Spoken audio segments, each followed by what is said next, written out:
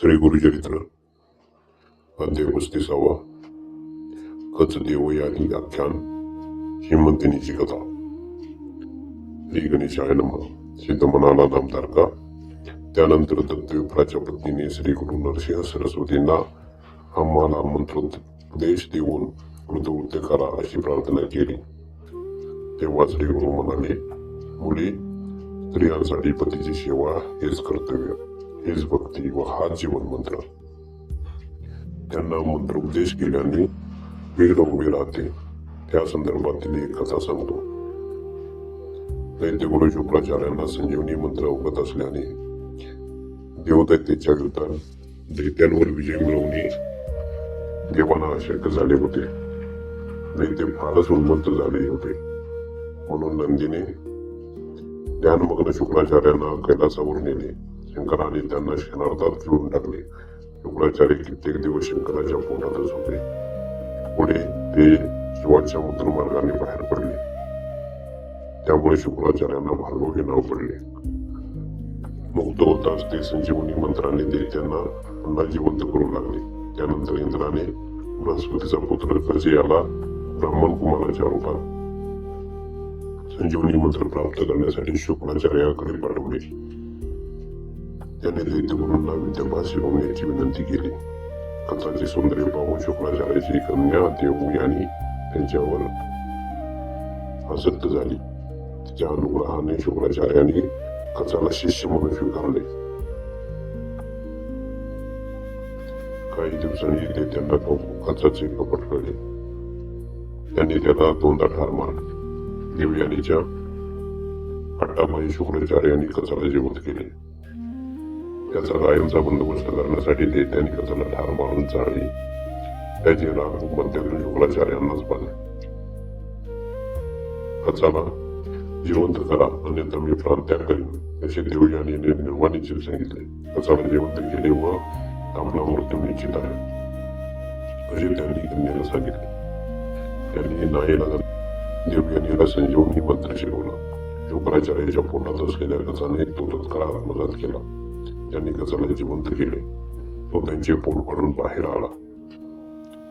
मृत झालेल्या शुक्राचार्यांना देवयानीने जिवंत केले। दैत्यांचा त्रास नको म्हणून कच जाण्यास निघाला। देवयानीने त्याच्याशी विवाह करण्याची इच्छा व्यक्त केली, पण त्याने तिला नाकारलेले। दमलेल्या देवयानीने त्याला हा मंत्र तुला उपयोगी पडणार नाही असा शाप दिला। कच म्हणाला, हा मंत्र मला उपयोगी नसला तरी देवांना उपयोगी ठरेल। तुझा क्षत्रियाशी विवाह होईल। हा मंत्र तुला अर्थात एका स्त्रीला शिकवल्यामुळे तुझ्या विद्याला त्याचा उपयोग होणार नाही असे सांगून कच देवमुखी गेला। शुक्राचार्यांचा मंत्र ते त्यांना कधीच उपयोगी पडला नाही। दत्तविप्रांची पत्नी म्हणाली, गुरुदेव, एकच कृपा करा, माझे सौभाग्य सुरक्षित राहील आणि आमचे कल्याण होईल असे प्रभावी व्रताचरण सांगा। श्री गुरु म्हणाले, तुम्ही सोमवारची शिवव्रत करा, दिवसभर उपवास करावा, मग मी शिवाची पंचोपचार किंवा षोडोपचारे पूजा करून सायंकाळी भोजन करावे। संत पुराणात या व्रताचे महात्म्य सांगणारी एक कथा आहे, ती सांगतो। आर्यावर्ताचा राजा त्रिविक्रम याची कन्या हिमंतिनी तिला 14व्या वर्षी वैधव्य योग होता। तिने यज्ञ वाक्यांची पत्नी मैत्री हिच्या उपदेशानुसार आपले कल्याण होण्यासाठी लहान वयातच सोमवारचे शिवव्रत आचरणास प्रारंभ केला।